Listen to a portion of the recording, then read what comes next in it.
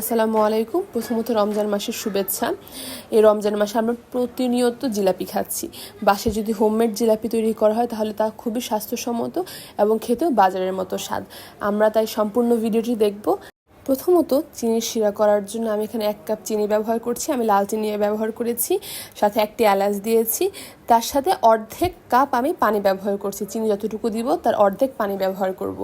আমরা একটা জিনিস খেয়াল রাখবো, আমরা বেশি স্টিকি করে ফেলবো না, একটু ওয়াটারি রাখবো শিরাটা চুলায় দেওয়ার পর আমি অন্য পাশে একটি পাত্রে আমি এখানে বেসন নিয়ে নিচ্ছি। আমি এখানে বেসন 1 কাপ ব্যবহার করছি। তারপর আমি এখানে ব্যবহার করছি চালের গুঁড়া 1 কাপ ব্যবহার করছি। আমি তার সাথে এখানে ব্যবহার করছি 1/4 কাপ ময়দা দিয়ে দিচ্ছি আমি এখানে। তারপর আমি এখানে একটু সামান্য পরিমাণ হাফ টিস্পুন আমি এখানে খাবার সোডা ব্যবহার করেছি। এরপর সুন্দর করে আমি এটাকে নেড়ে নিব, হাত দিয়ে আমি কচলে নিতে পারি।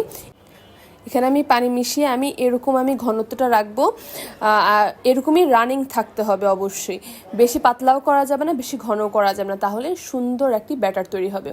আমি এরকম একটা সসের একটা জারের বা এটা কী বলে, এটা বোতলের মধ্যে নিয়ে নিয়েছি। আমার শিরাটা অলমোস্ট হয়ে গিয়েছে, বেশি আমি ঘন করব না, আমি এরকম একটু পানি পানি থাকবে। আমি এরপর বিসমিল্লাহ করে আমি সুন্দর করে জিলাপিগুলো করে দিচ্ছি।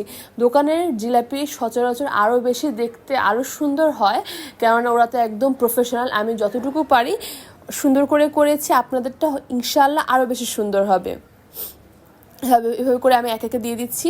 এখানে একটি জিনিস খেয়াল রাখতে হবে, একটি বড় একটা প্যানের মধ্যে আমি নিয়েছি। সাথে আমি যখন তেলটা গরম হবে তখন আমি জিলাপিটা ডোটা আমি সুন্দর করে এভাবে করে দিব, আর এভাবে করে কাঠি দিয়ে আমি পরপর নাড়িয়ে দিব আর কি, যেন বেজে না যায়, সুন্দর করে ফুলে উঠবে জিলাপিগুলা, একই সাথে ক্রিস্পি থাকবে। তো আমরা দুটি জিনিস খেয়াল রাখবো, এক যেন ফুলে উঠে। এরপর যখন ফুলে উঠবে তখন আমি আবার চুলার আঁচটা আমি আবার একটু কমিয়ে দিব, যেন ক্রিস্পি হয়ে যায়। সুন্দর এরকম একটি ব্রাউন কালার হলে আমি যে গরম যে শিরাটা আছে আমি এখানে শিরার মধ্যে দিয়ে আমি এটাকে 10 মিনিটের মতো আমি ভিজিয়ে রাখবো। বেশিক্ষণ রাখলে আবার নিভে যেতে পারে। আমি 10 মিনিট ভিজিয়ে রাখার পর আমি সুন্দর করে পরিবেশন করব। তাহলে এটি খেতে খুবই মজা লাগবে।